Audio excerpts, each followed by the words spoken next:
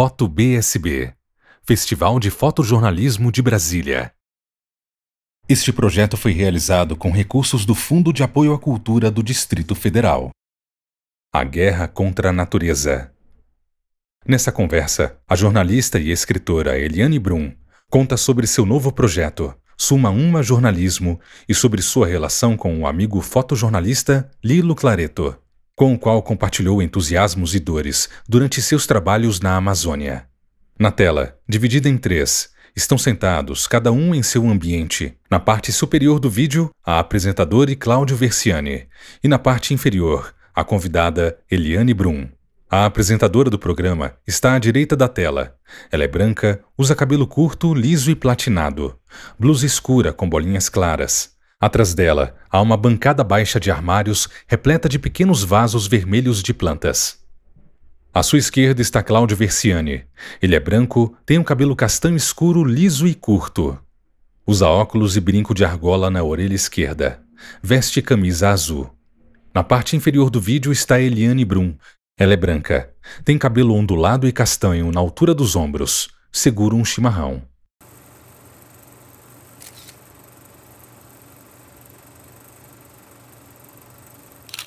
Olá, Bom dia! Bom dia! Bom Bom dia! dia! Tô aqui suando. E Brasil profundo. Tá sem Não, luz sem aí? ventilador fica complicado. A gente tá sem luz. E tá suando e tá com tererê ou é chimarrão? É chimarrão. É frio ou quente? É quente. Oh, meu Deus. Eliane, deixa a gente está aqui conversando, como é que a gente vai entrar, o que a gente vai perguntar, enfim, que acho que dá uma atenção em falar contigo, porque é uma grande honra falar contigo, assim, você é uma pessoa muito incrível e a gente tem que admirar. Eu tenho filhos pequenos e a gente quer um Brasil para eles, né? E a vontade que dá às vezes é só de ir para o aeroporto e ir embora daqui. E você não, você foi para aí. E a gente tem que admirar sempre, assim, é sempre emocionante. Isso ainda acho que não vai participar da conversa na gravação, mas eu também tenho um amigo que morreu e era meu companheiro também, igual você tem o Lilo. Eu tinha o Manu, e ele vivia carregando seu livro para cima e para baixo, era apaixonado. E ele sempre meu sócio, parceiro, foi meu produtor da primeira edição. E, assim, eu entendo a sua perda, né? Porque é difícil, né? Quando a gente tem alguém tão ligado, tá ali para tudo que é aventura, né? Vamos mudar para não sei aonde? Vamos fazer não sei o quê? Vamos. E eu vi você falando do Lilo dessa forma, né? Vamos embora para Altamira? Ele, vamos. E o Manu sempre falava, fulano causa, não sei o que é causa. Ele ia falar para você, Eliane causa demais. E Eliane causa.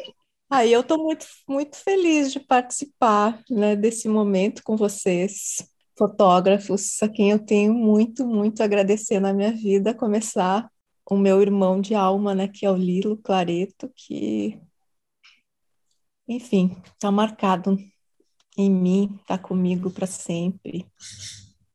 Não teria feito o trabalho que eu fiz nesses últimos 20 anos sem ele. Então, muito bom estar entre os companheiros e companheiras do Lilo. Estava indo um pouquinho antes da gente ir para a Amazônia Centro do Mundo, em novembro de 2019, e a gente estava muito feliz, porque a Amazônia Centro do Mundo foi um acontecimento, um movimento muito incrível. E a gente estava junto. Nosso olhar, nosso sorriso mostra que a gente não tinha ideia do que viria, a gente não tinha ideia de que essa era uma das últimas vezes em que a gente trabalhava juntos. Essas são as fotos que o Lilo fez durante a Amazônia Centro do Mundo. É o Raoni, maravilhoso. Quem acompanha a crise climática como a gente sabe, né, há muito tempo que o tempo das pandemias chegaria, né, e essa estava anunciada, né, inclusive em documentos da Organização Mundial de Saúde, que uma pandemia como essa chegaria. Mas uma coisa é saber, a outra é viver. E quando o Lilo me falou que ele estava com Covid, eu não sei se eu entrei num processo de negação, mas eu tinha certeza de que ele ia passar dessa, como ele tinha passado da dengue um pouco antes, como ele tinha passado por tanta coisa, porque eu sempre me vi velhinha com o Lilo, ouvindo as histórias dele. Quando ele começava a contar histórias, ele não parava nunca mais. Eu gostava muito disso, ficava ali tomando, comendo um açaí, tomando um suco de cacau, ou uma cerveja, ou um chimarrão, e o Lilo contando histórias. Essa foto, essa não estava com ele, essa é na terra indígena Chipaya, na Terra do Meio. Foi quando o Lilo foi cobrir para o Instituto Socioambiental.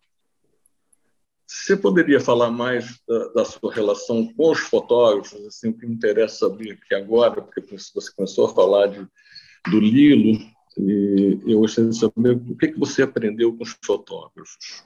Para mim, desde que eu comecei a ser repórter, eu sempre tive uma parceria muito grande com os fotógrafos. Acho que eu tive um grande problema com fotógrafo só uma vez na minha vida. Fora isso, eu sempre tive excelentes parceiros de fotografia, porque eu sempre entendi o óbvio, né, que eu como repórter de texto e os fotógrafos como repórteres de imagem, a gente estava contando a mesma história, mas a gente estava contando a mesma história, mas com olhares diferentes. Então, sempre eu tive o cuidado de, antes das grandes reportagens, ou mesmo, né, das pequenas, quando dava tempo, porque durante 11 anos, eu fui jornalista de jornal diário, né, da Zero Hora, então era tudo bem mais corrido, várias pautas por dia. Mas, assim, da gente conversar, tentar entender o que a gente poderia ver, e sempre ter o cuidado de estar aberto para a descoberta, né, não fechar, que a nossa ideia sobre o que poderia acontecer não fechasse os nossos olhos. Então, sempre foi um trabalho muito de parceria que eu tive com os fotógrafos que eu trabalhei. Eu trabalhei com alguns fotógrafos muito incríveis. Ficou muito claro para mim desde o início que esse olhar me ajudava muito a escrever com as palavras, porque o Lilo, por exemplo, e também outros fotógrafos que eu trabalhei, eles enxergavam coisas que eu não enxergava, e eles me ajudavam a ver o que eu não via. E essa era sempre era um trabalho um pouco sempre simbiótico. Então, antes eu tive só essa grande tristeza na minha vida de perder, né? Primeiro morreu o Marcelo Min, fotógrafo que eu trabalhei também durante alguns anos na revista Época, que a gente fez algumas matérias muito marcantes para nós, como a matéria da morte, né, que a gente acompanhou o morrer das pessoas. Era uma época que o Marcelo Min ele fazia um trabalho de parto, né, com a Luciana, que era a mulher dele, Luciana Benatti, uma pessoa muito querida também.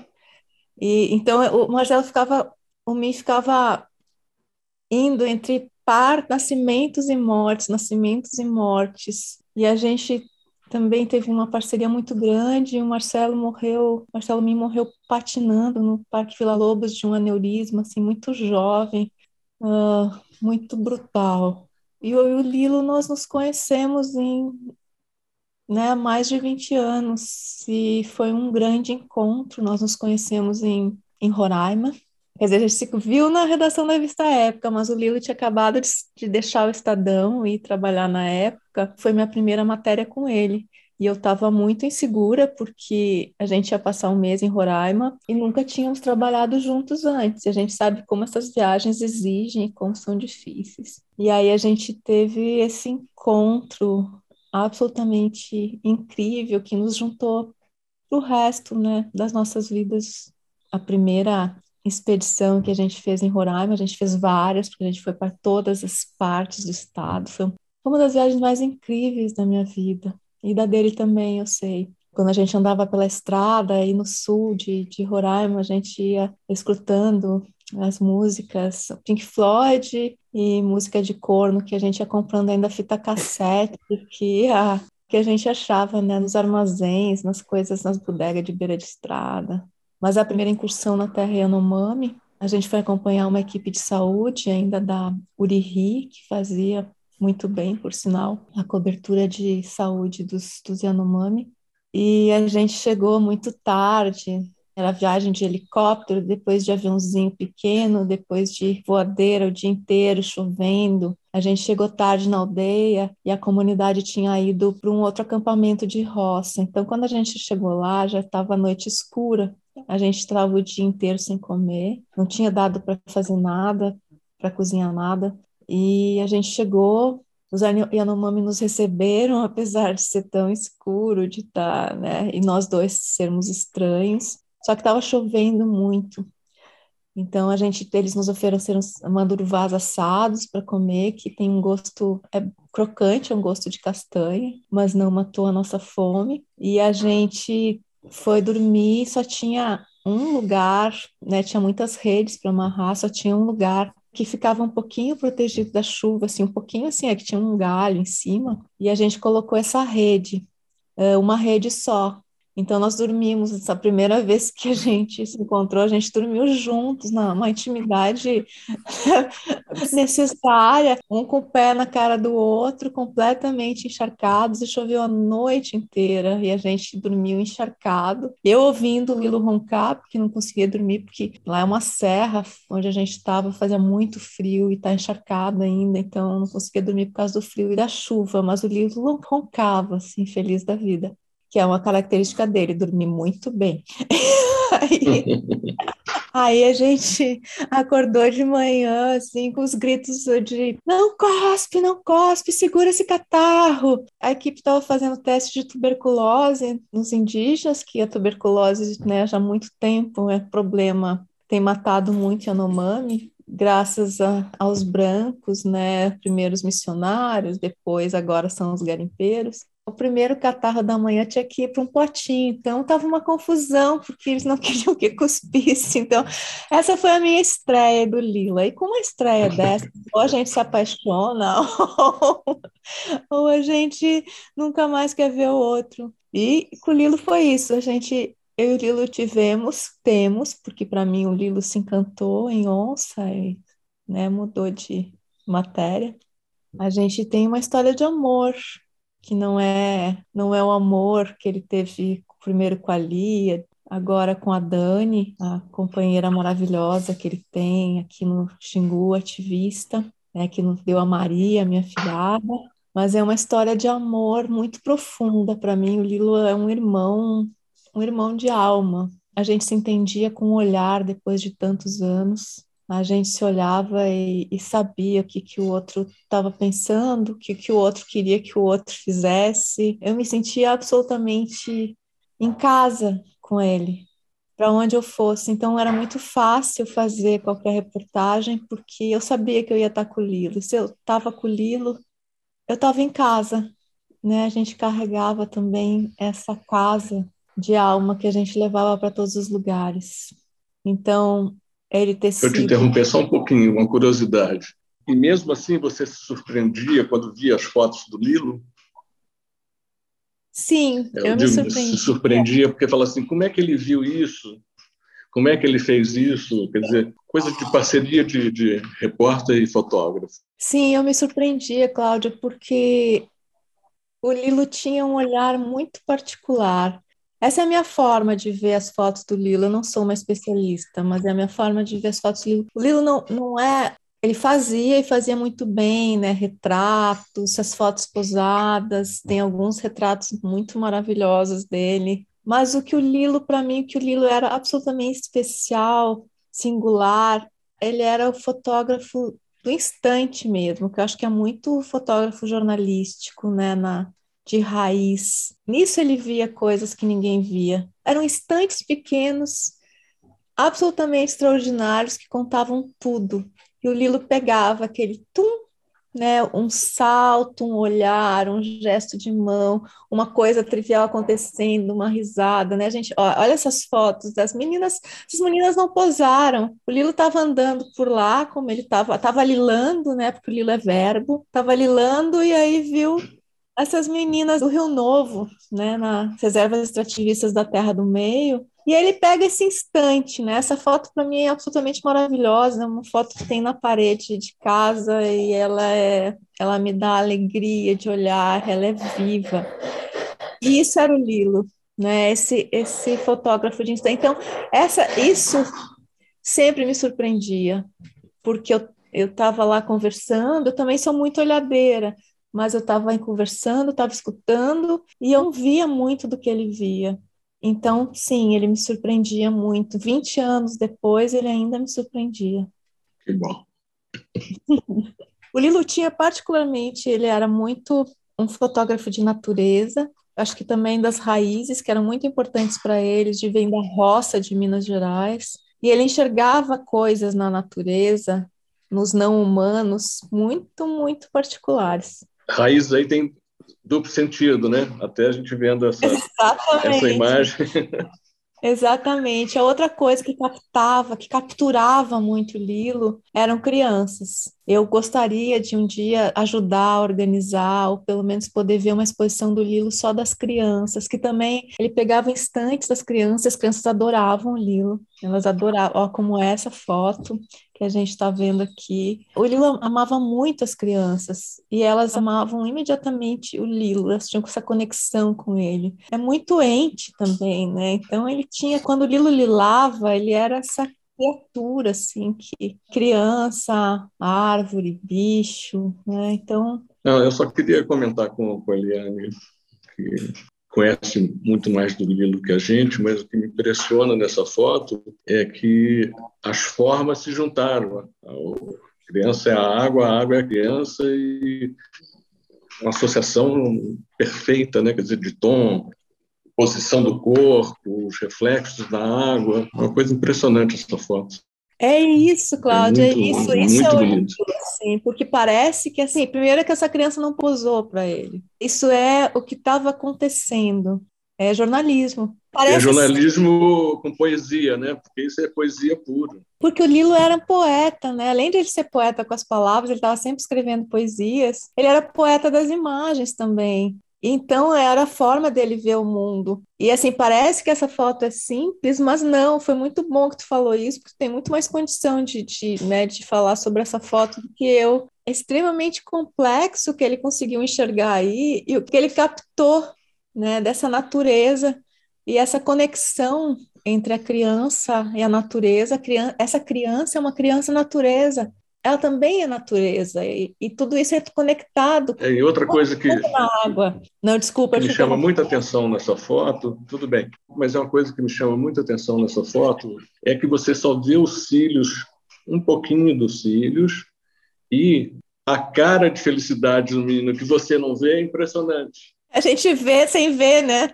É a coisa do Lilo que você fala. Eu tinha esse privilégio de andar com o Lilo pelos Brasis, pelas Amazônias, com o Lilo declamando A Máquina do Mundo, do Drummond, que era a poesia favorita dele, e ele sabia ela inteira de cor. E eu escutei ele declamando A Máquina do Mundo nas mais variadas cenas.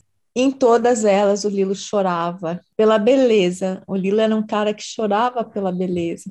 Olha essa foto da Alice Yujá, né, menina do povo Yujá, também conhecido como Juruna, da Volta Grande do Xingu, 120 quilômetros de uma das maiores biodiversidades da Amazônia, da floresta amazônica, que está sendo secado, está sendo assassinado pela Norte Energia, a dona de Belo Monte. Esse mundo brutal que a gente vive, que é o que nos trouxe ao colapso climático que a gente está amargando nesse momento e vai por muitas décadas, se não barrar. A água ser tratada, né, pelo capitalismo como recurso, a água ser tratada como mercadoria, a água ser tratada como coisa, né, o rio ser tratado como mercadoria, como coisa. Quando indígenas como Alice Yujá tratam o rio como sua mãe, como seu pai, como uma extensão de si mesmos.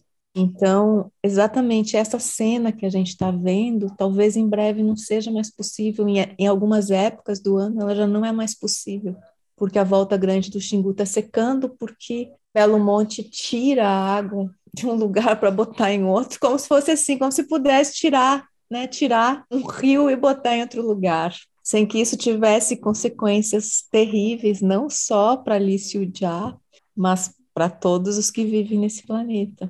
E o Lilo, eu vi o Lilo fazer essa foto, a gente estava chegando, a gente estava na numa canoada pela Volta Grande do Xingu, que a gente ia remando por todo esse percurso em que o rio tinha virado um lago morto por conta da usina, e aí chegava na terra dos Iujá.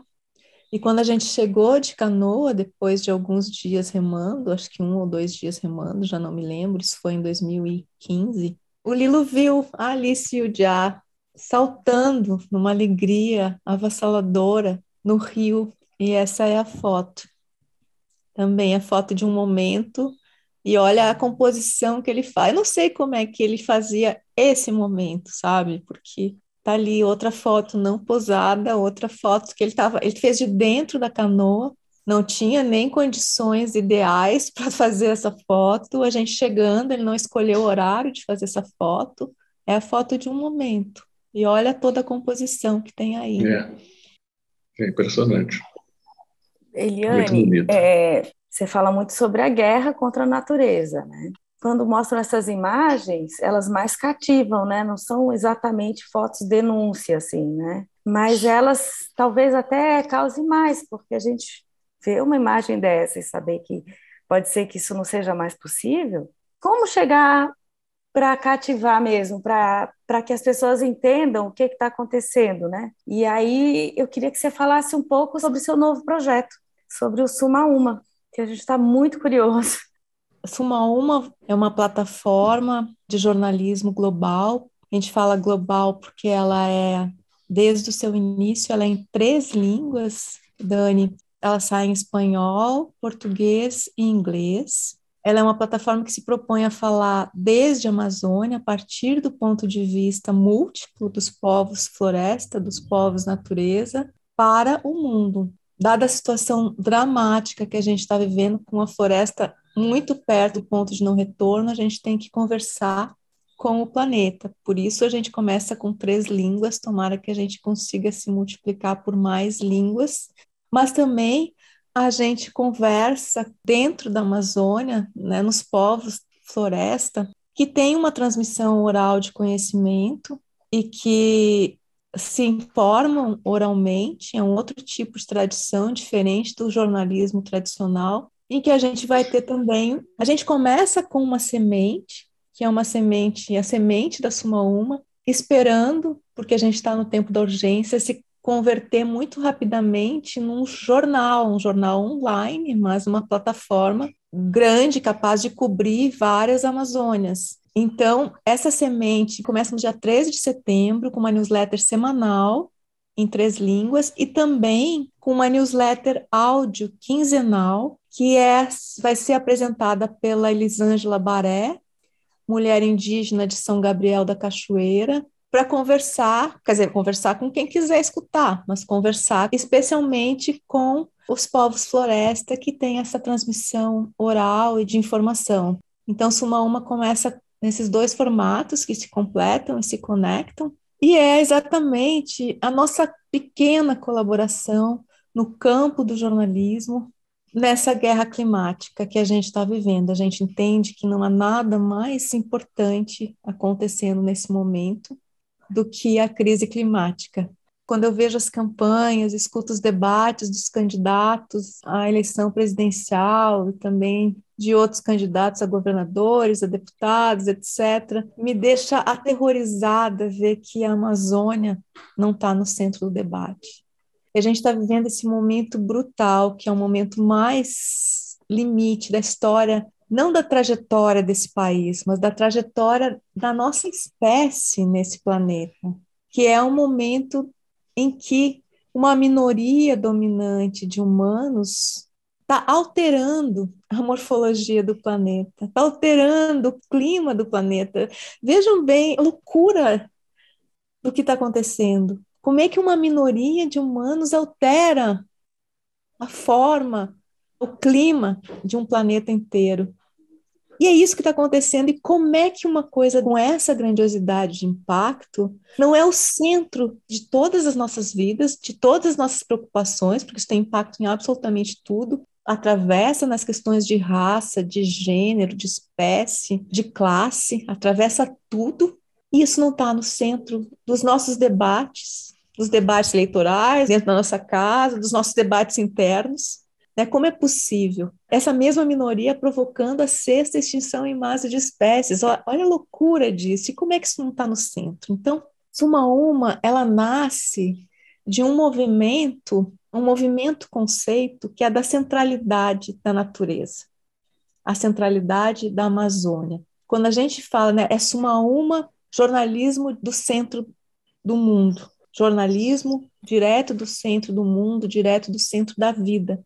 Isso não é retórica. Quando a gente fala que a Amazônia é o centro do mundo, o que a gente está dizendo é um fato.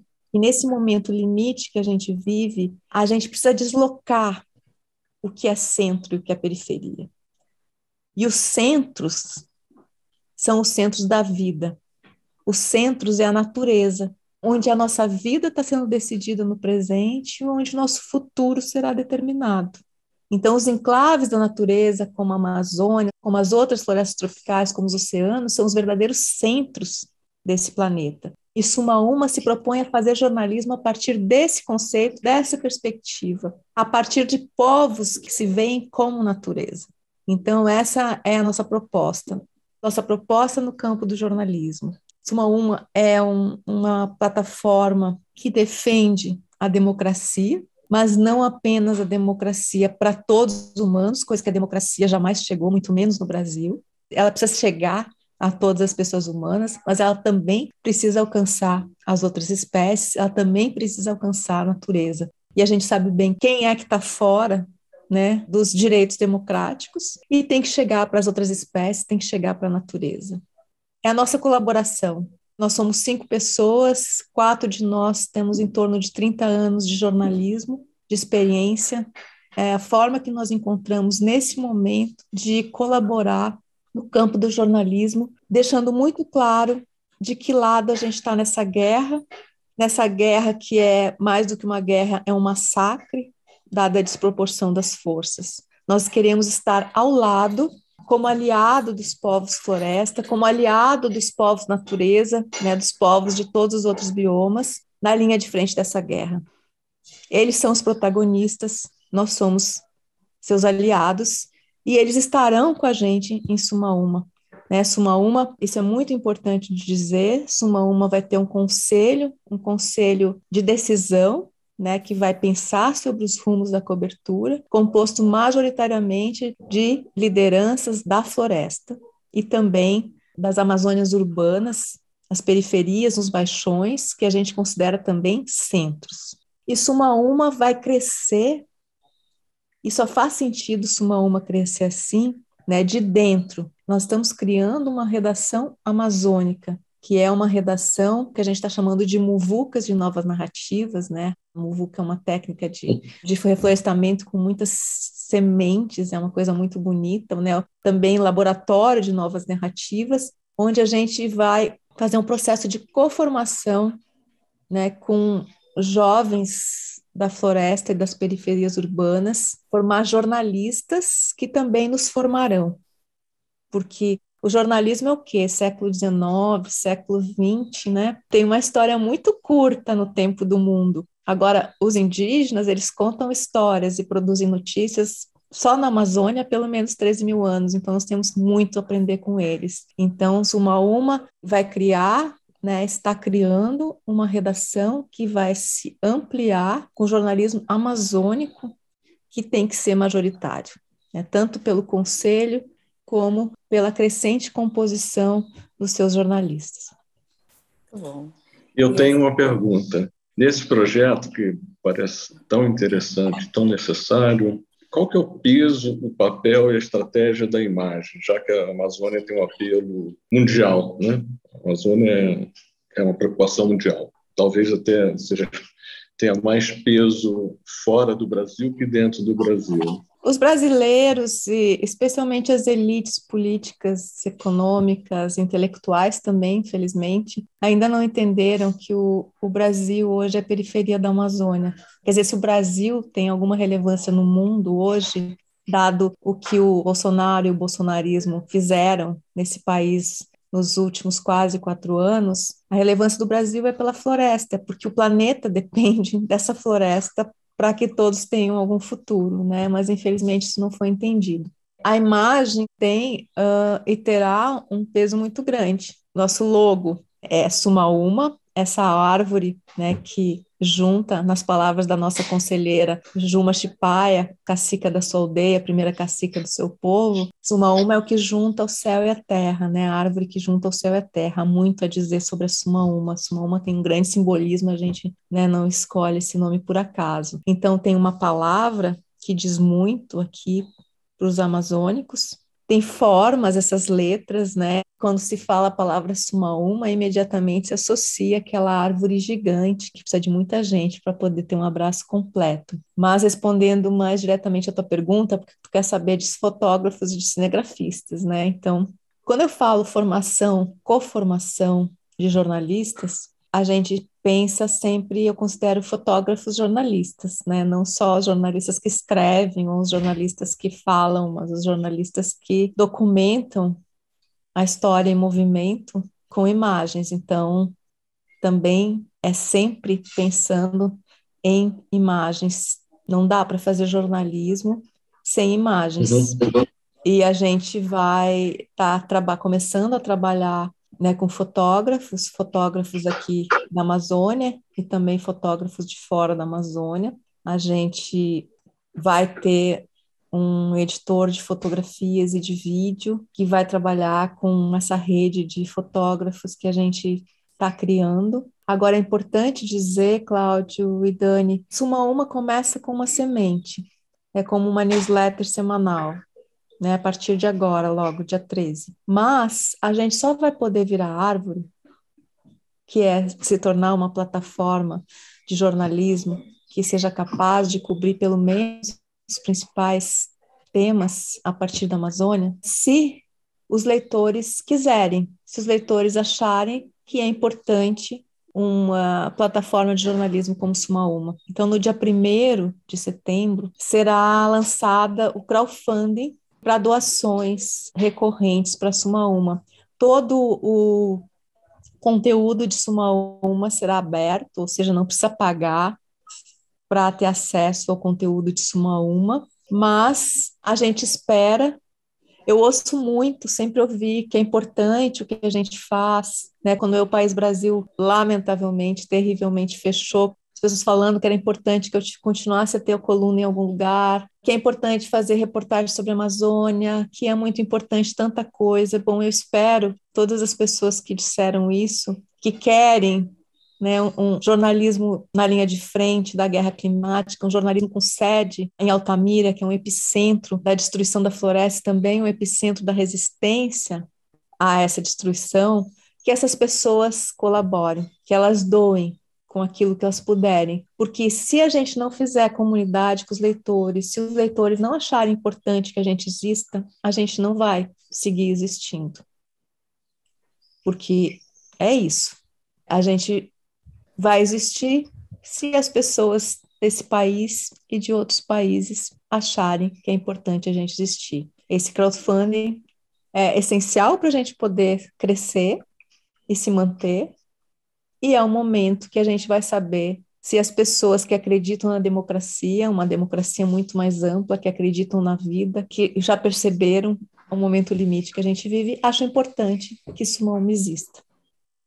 Assim, é muito difícil pensar que não vai ser um sucesso, assim. Acho que no dia que você lançou, já tinham mais de 10 mil pessoas seguidores, assim, né?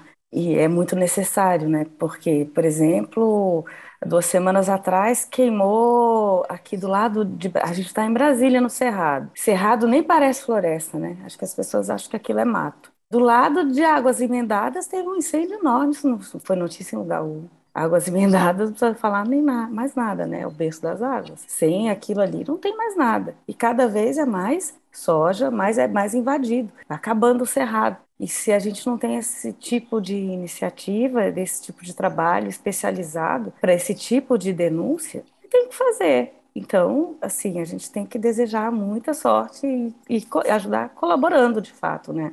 Acho que é isso que tu falou, que as pessoas precisam entender que, assim, não é uma opção tu entrar ou não na guerra.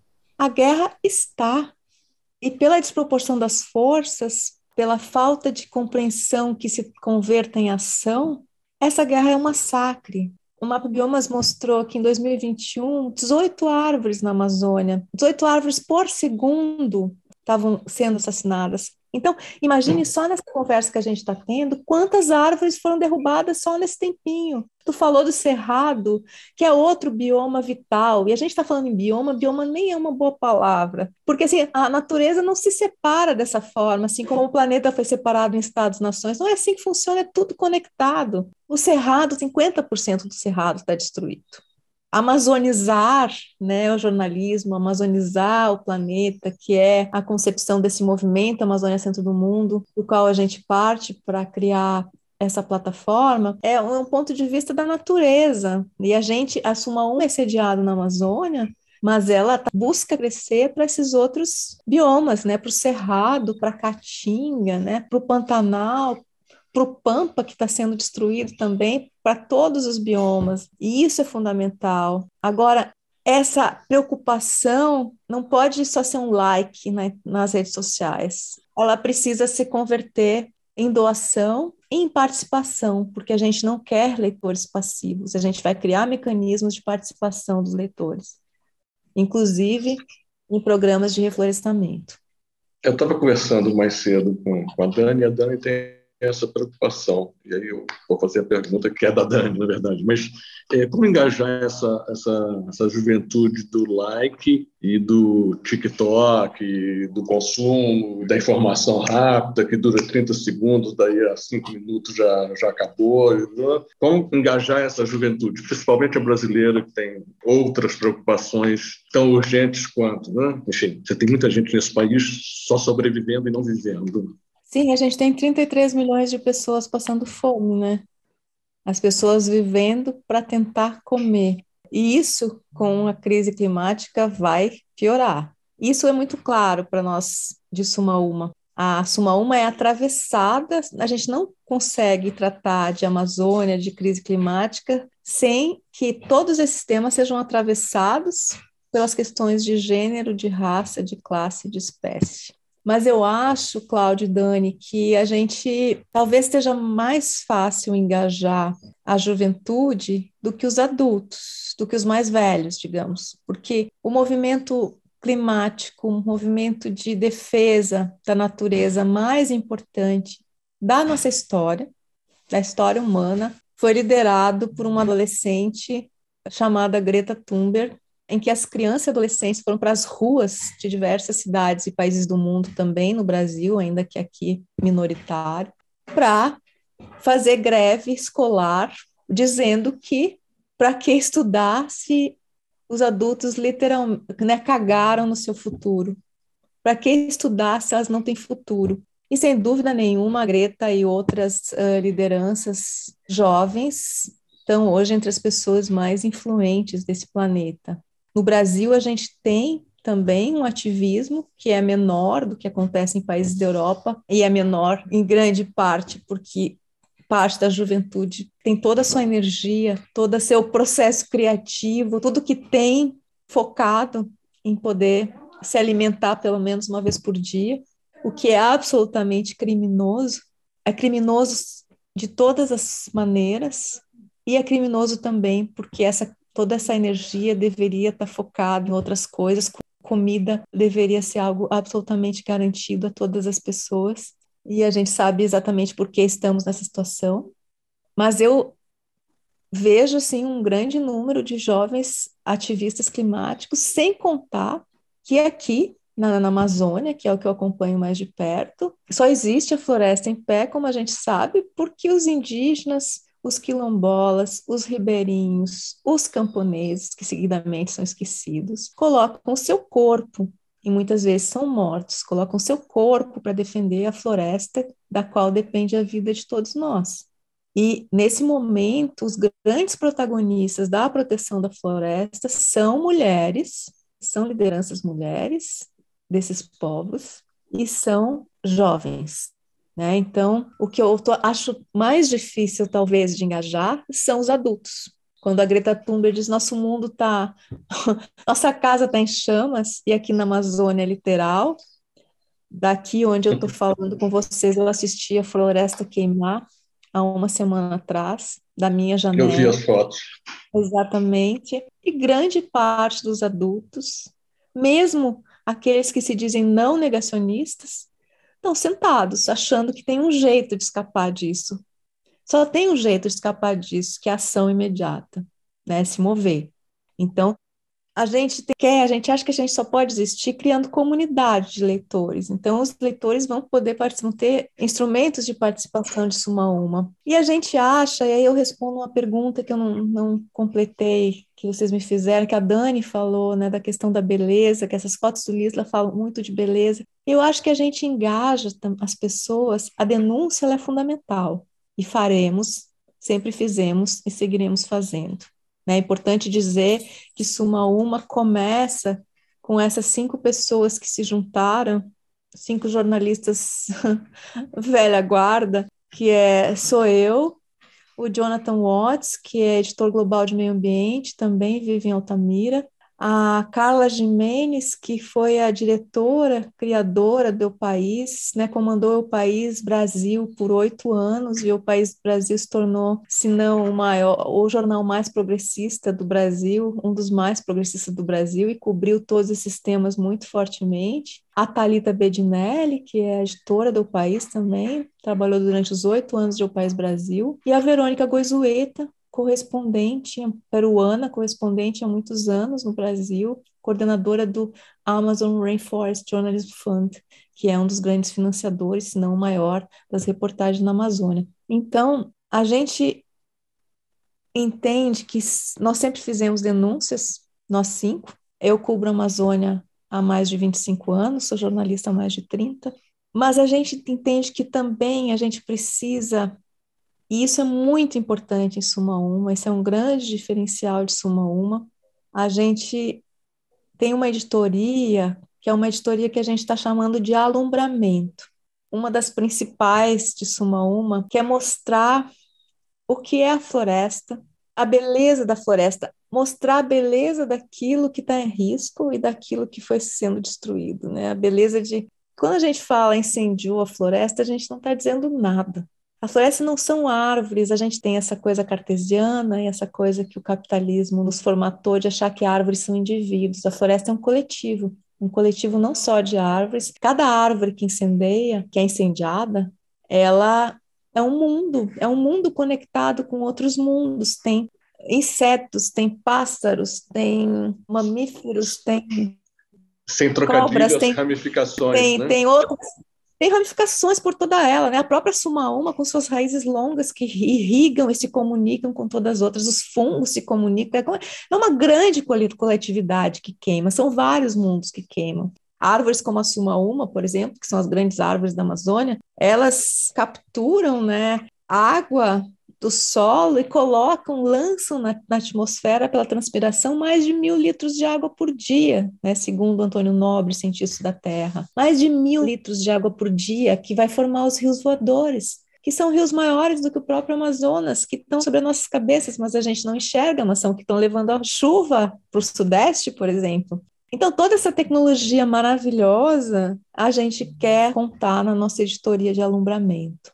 Então, e nisso, as imagens de destruição são muito importantes, mas as imagens dessa pavulagem que é a Amazônia, elas são também essenciais, porque as pessoas precisam entender a Amazônia, conhecer as várias Amazônias, conhecer essas várias florestas com o nome de Amazônia, para amá-la e protegê-la, entenderem que a sua vida depende da floresta viva. E a gente precisa lembrar que a floresta, que segundo cientistas como Carlos Nobre e outros, a floresta ela chega ao ponto de não retorno, que como o nome já diz, é não retorno, entre 20% e 25% de destruição. E a gente já está nos 20% de destruição e com essa destruição acelerada, cada vez mais acelerada, do Bolsonaro e dos bolsonarismos. Então, é importante a gente dizer muito explicitamente que é preciso derrotar, é imperativo derrotar Bolsonaro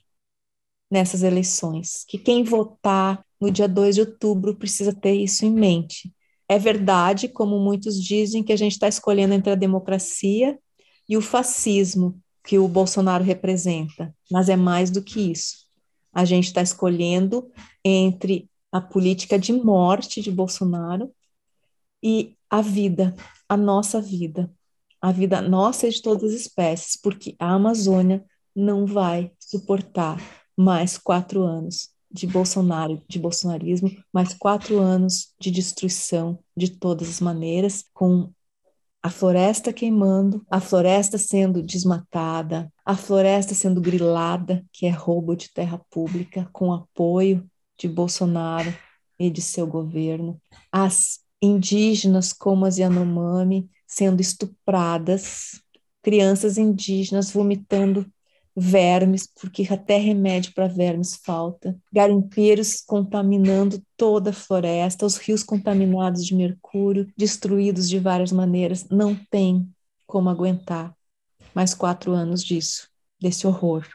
Então, que as pessoas lembrem que elas estão votando pela sua vida, pela vida das crianças que já nasceram e que já estão vivendo num mundo, num planeta muito mais hostil do que nós vivemos. Impressionante esse seu relato. E é um horror, né? É um horror. É um horror. É um horror. Um pesadelo sem fim. O fim é a nossa vida, né? O fim da nossa vida e da vida de outras espécies que não vão poder viver num planeta sem floresta. Agora, quando a gente vê essas fotos do Lilo, né, com as borboletas amarelas, borboletas coloridas, o Lilo tem muitas fotos com borboletas aqui, especialmente feitas na Terra do Meio, que é um lugar que é muito importante para mim e para o Lilo, pessoalmente, né, e é extremamente importante para todas as pessoas. Eu soube da morte do Lilo quase ao mesmo tempo que eu li um artigo sobre uma pesquisa que mostrou que as borboletas na Amazônia estavam mudando de cor, ou seja, não mais verdes, azuis, amarelas e púrpura, laranja, enfim, as cores são infinitas, é um mundo muito rico das borboletas. Mas sim, as borboletas estão se tornando pardas e cinzas. Por quê? Porque as borboletas também querem viver. As borboletas também querem sobreviver. E para sobreviver à destruição, elas estão se tornando da cor da floresta queimada.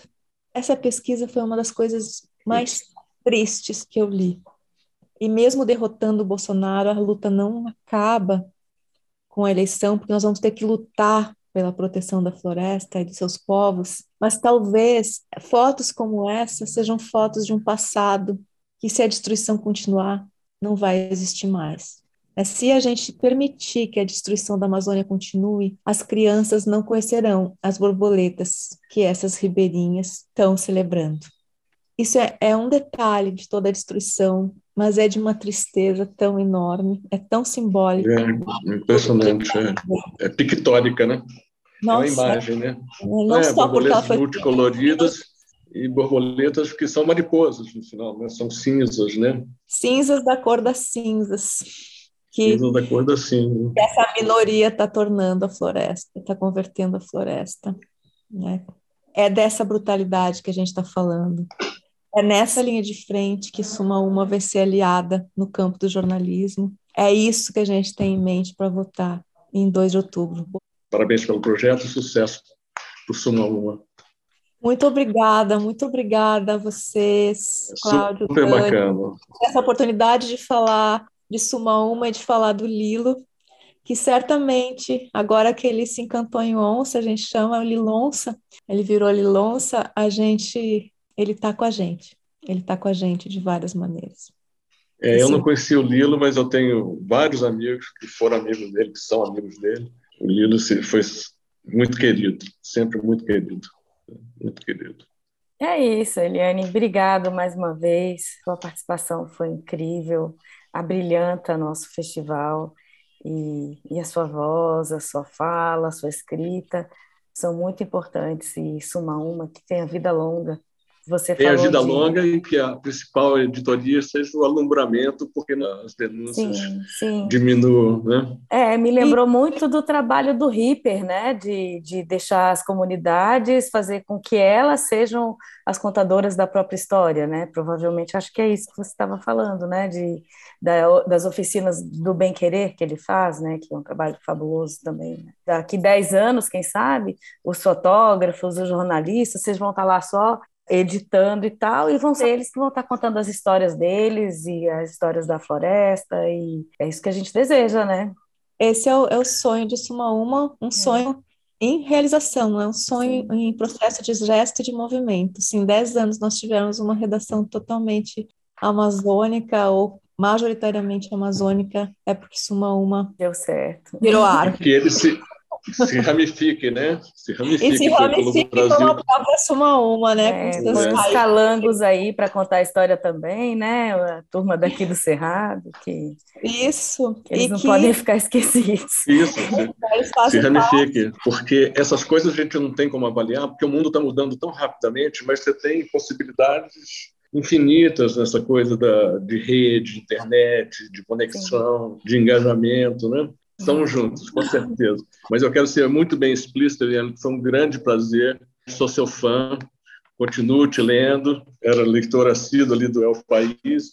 E agora, mais fã ainda. Muitíssimo obrigado. Foi um grande prazer e uma honra. Muito obrigada mesmo. Beijo, querida.